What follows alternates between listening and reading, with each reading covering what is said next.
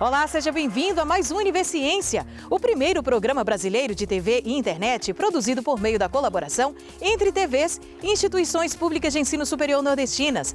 Veja agora algumas das pesquisas científicas que vamos conhecer hoje. Pesquisadores da Universidade Federal de Pernambuco estudam a febre chikungunya como gatilho para diferentes problemas renais. Na Universidade Federal de Sergipe, os cientistas analisam a reutilização da água no cultivo da palma forrageira. E ainda, na Universidade Estadual do Sudoeste da Bahia, está em desenvolvimento um corante alimentício completamente saudável.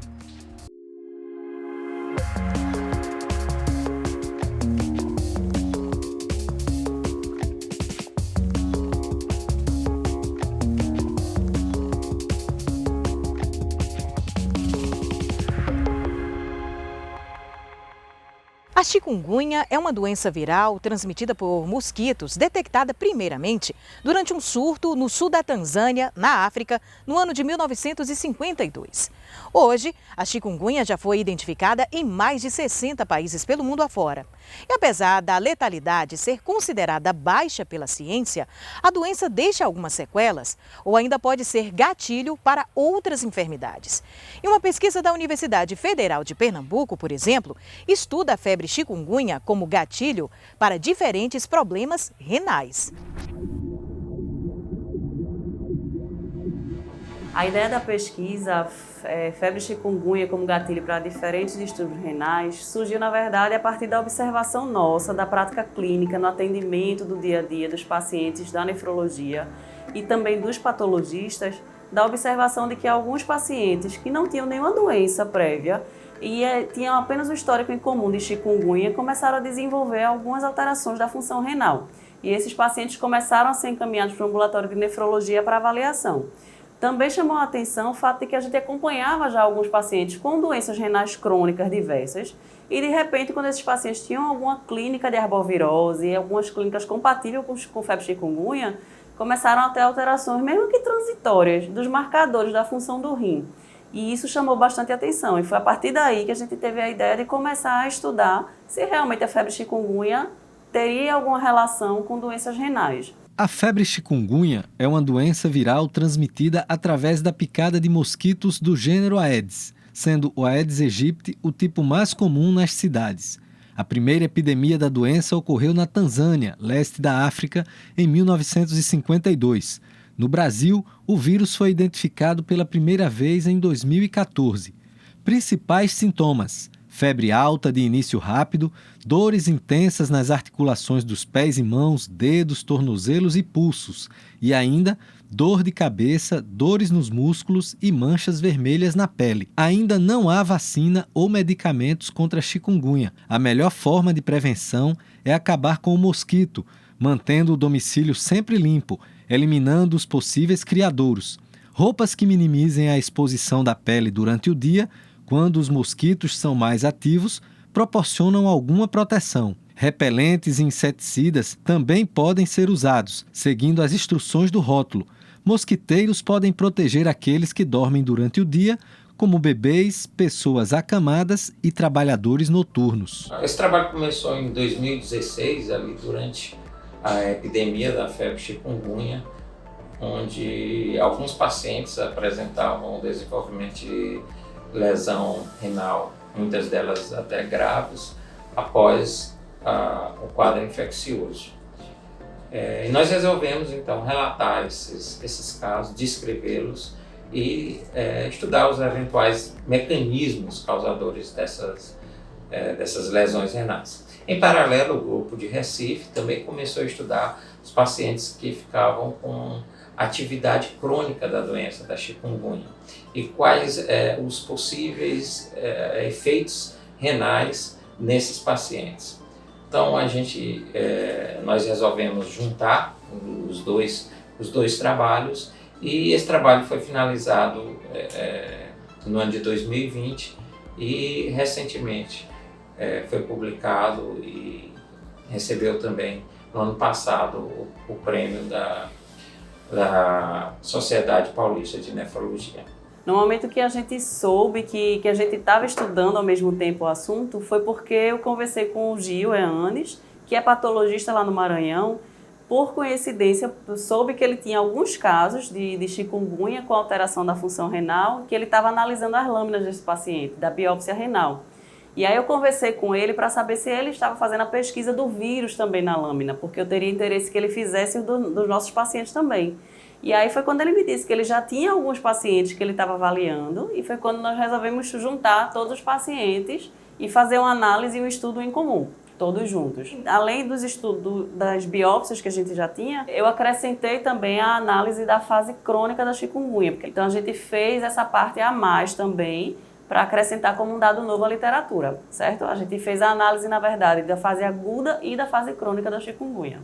E aí foi muito interessante porque no momento que a gente uniu esforços com o pessoal do Maranhão, especialmente, que foi quando a gente fez o link principal, eles também já tinham um link com outras pessoas de outros estados.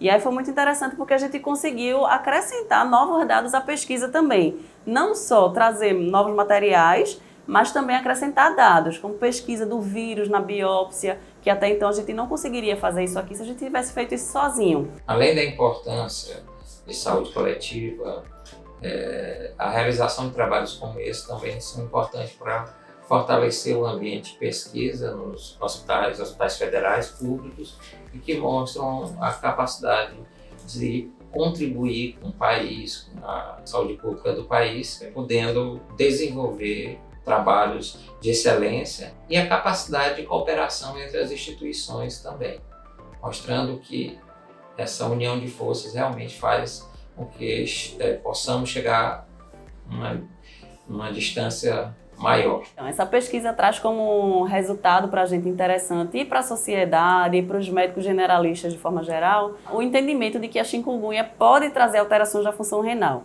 Isso, em geral, não faz parte do atendimento do paciente que tem febre chikungunya. Então, o que é que pode ser feito a partir de agora? Os pacientes, especialmente aqueles que têm fatores de risco, pacientes hospitalizados, pacientes que têm manifestações graves pela febre chikungunya, ou pacientes que começam a apresentar inchaço na perna, alteração na urina perceptível, são pacientes que são candidatos para fazer exames básicos de rastreio para alteração da função renal. Um ureia, uma creatinina no exame de sangue, um sumário de urina, para que a gente possa detectar precocemente alterações na função do rim desse paciente e consiga dar um manejo mais adequado, melhorando o desfecho das alterações da função do rim nesse paciente a longo prazo.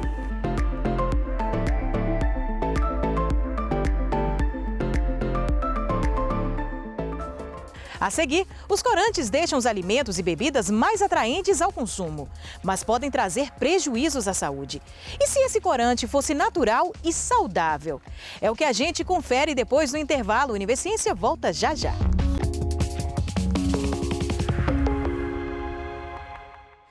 Um experimento realizado por pesquisadores da Universidade Federal de Sergipe em uma plantação de palma forrageira tem comprovado a eficácia da reutilização da água de esgoto.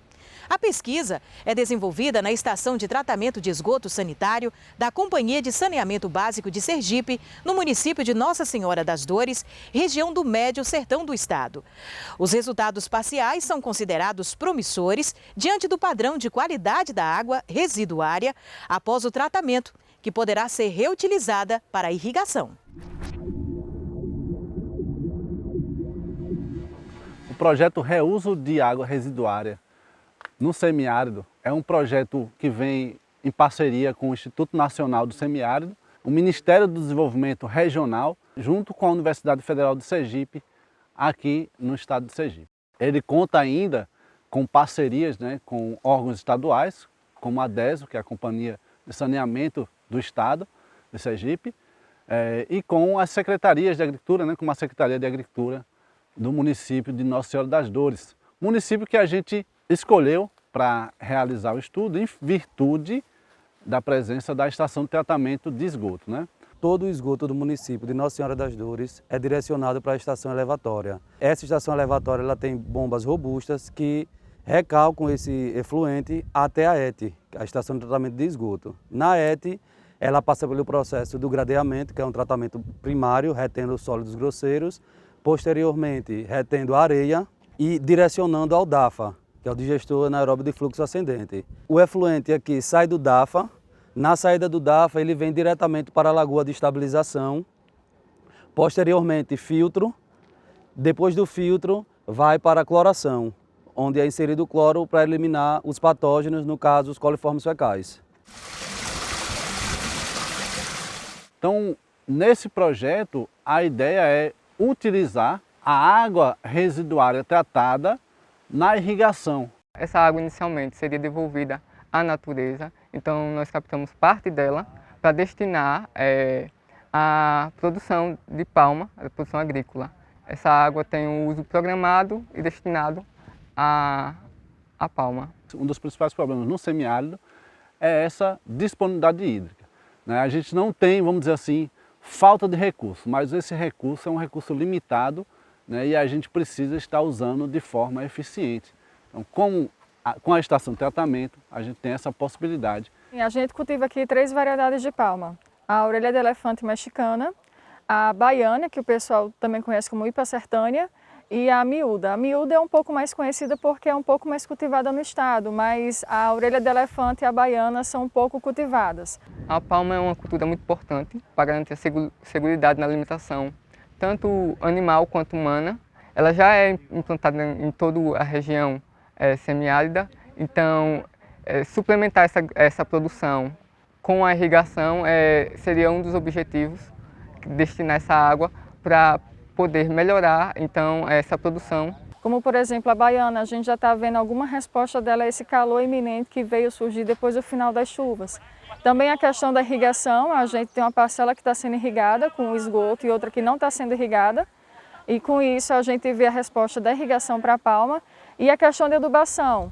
Parte do plantio vai ser adubado com adubação mineral e parte não vai ser adubado. Assim a gente consegue isolar os fatores e avaliar a resposta de um plantio irrigado com água residuária em relação ao plantio cultivado aos modos convencionais. Então a tecnologia tem sido uma grande aliada desse projeto, uma vez que ela vai ajudar na tomada de decisão final em relação ao monitoramento dessas plantas que estão aqui sendo conduzidas em campo.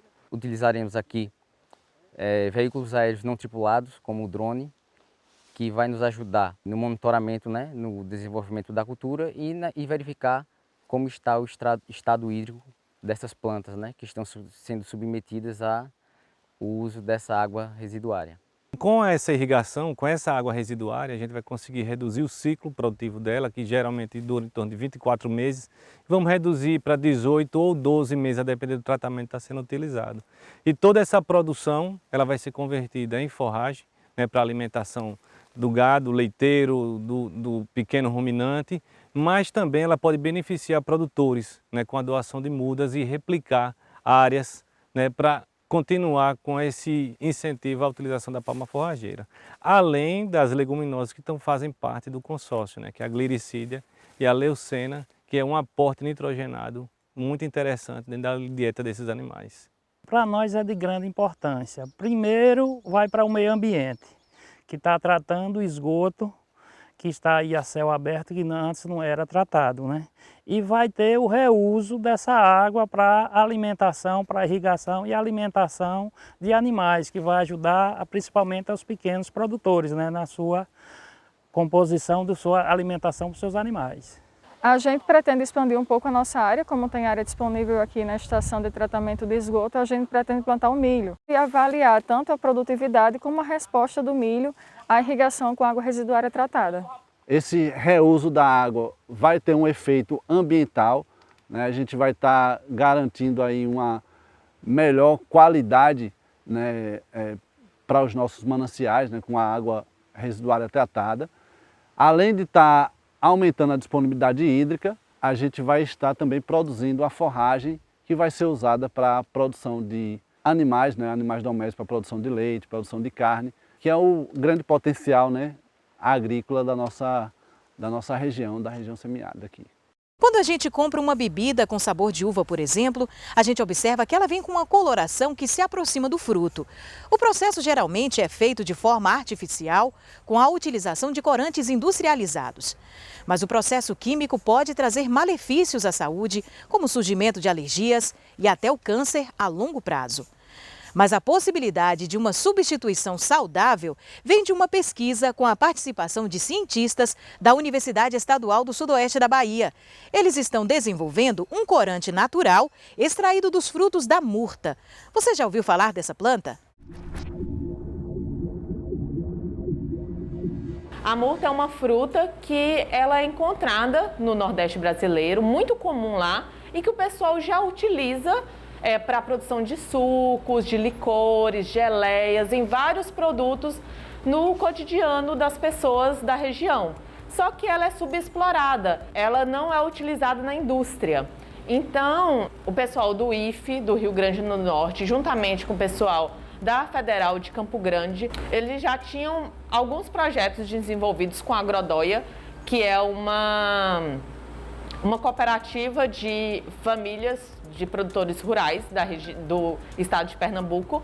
O pessoal das universidades dava auxílio aos produtores da cooperativa para desenvolvimento de vários produtos na cooperativa e alguns produtos desse a partir da murta.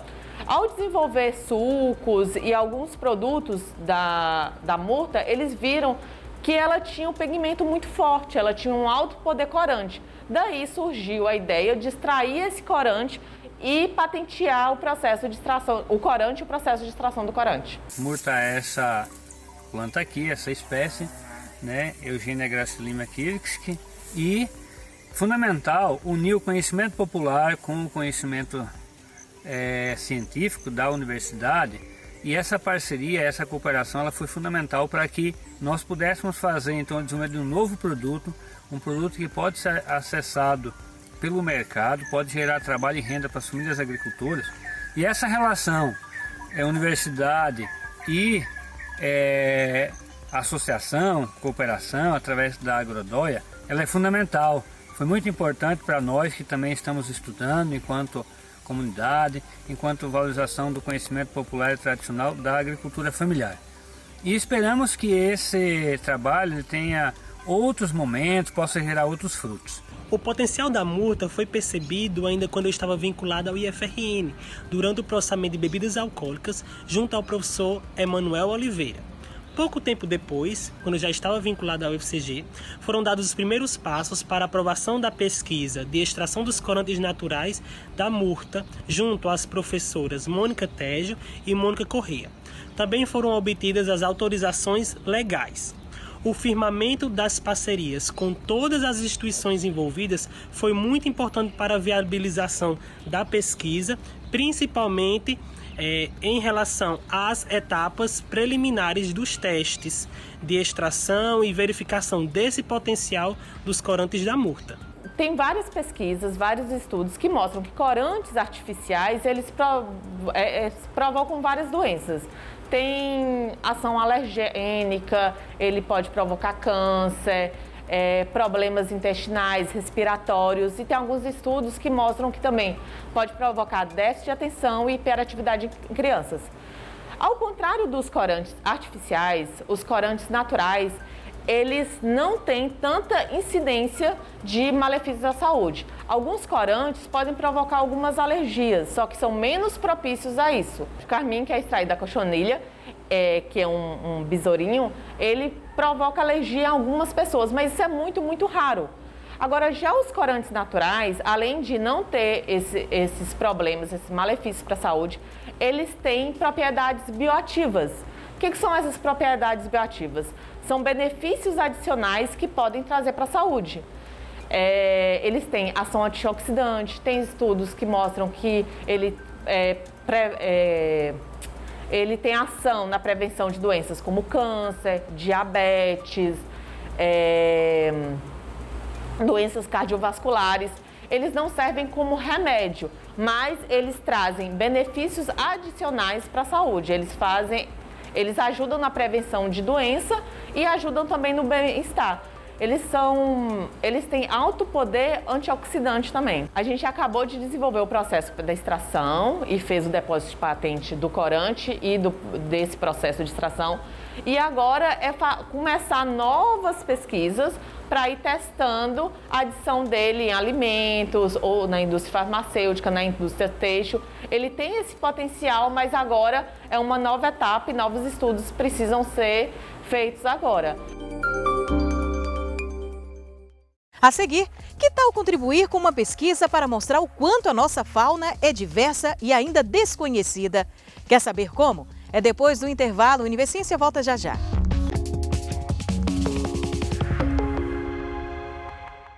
O Portal de Zoologia de Pernambuco é um projeto colaborativo no qual ferramentas da internet e da cartografia permitirão que habitantes, estudantes, profissionais e pesquisadores contribuam na divulgação de fotos, localização e informações sobre espécies de animais selvagens encontradas em Pernambuco e em outros lugares do Brasil.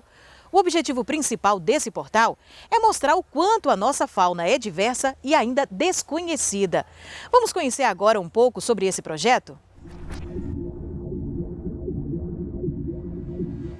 Eu sou professor de zoologia do curso de Ciências Biológicas e fui atraído para isso, na verdade, assim, de conhecer mais os animais e a natureza que eu estava registrando e tentar compartilhar isso com a sociedade de uma forma geral, né? E aí, buscando novidades para incrementar o site que eu já tinha, que na verdade é o Grupo de Estudos Théria, eu descobri um esqueleto de um site francês, né, que já existia, que chama Le Taxinome, e eles compartilhavam esse esqueleto de forma totalmente gratuita. Fiz todo o site e comecei a compartilhar minhas próprias fotos e, de certa forma, também tentar fazer que isso se transformasse numa ferramenta de educação ambiental com os alunos da UPE e também com o público em geral, porque eu percebi que isso era uma atividade já realizada nas mídias sociais de uma forma geral. As pessoas tiravam foto de animais, da natureza e queriam saber a espécie, queriam saber a identificação, né? O Portal Zoologia, como outras ferramentas que existem atualmente na internet, né, sites que permitem que pessoas se inscrevam no sistema e comecem a compartilhar, é uma ferramenta da ciência cidadã. O que é a ciência cidadã, em termos de definição, na verdade, é a ciência feita pelo cidadão, mas conduzido por um pesquisador. Então o pesquisador ele desenvolve um protocolo relativamente simples de pesquisa e ele pede ajuda à sociedade. Hoje em dia todo mundo, quase todo mundo tem um celular na mão, no bolso, e esses celulares têm câmeras fotográficas poderosíssimas, na verdade, hoje em dia, conectadas na internet. Quando eu tomei conhecimento desse trabalho, eu imaginei que poderia ser uma importante ferramenta pedagógica numa das turmas que eu lecionava de ensino fundamental.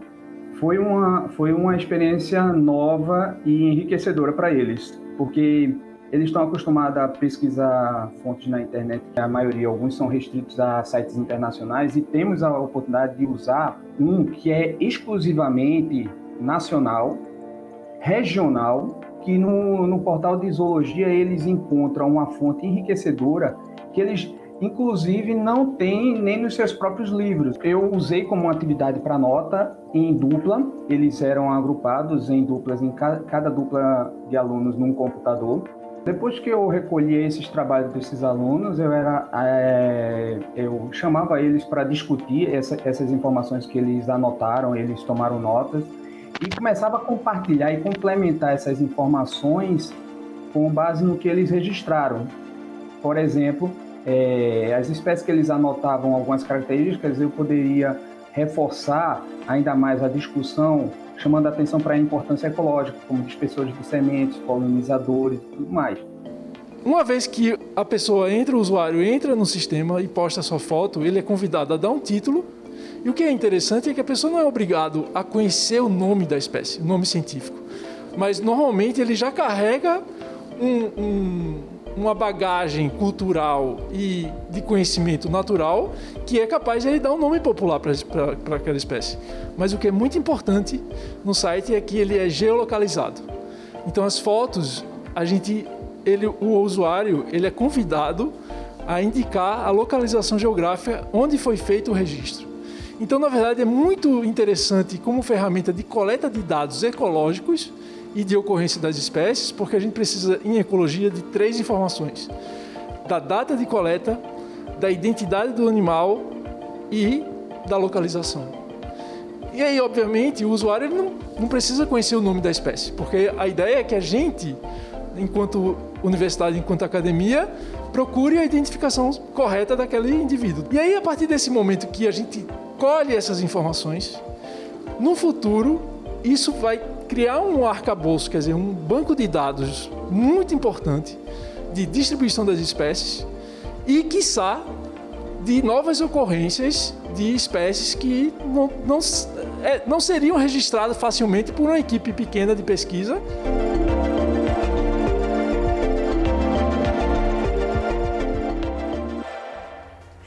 E por hoje é só. Mas no nosso próximo Univerciência teremos mais pesquisas científicas produzidas pelas instituições públicas de ensino superior do Nordeste.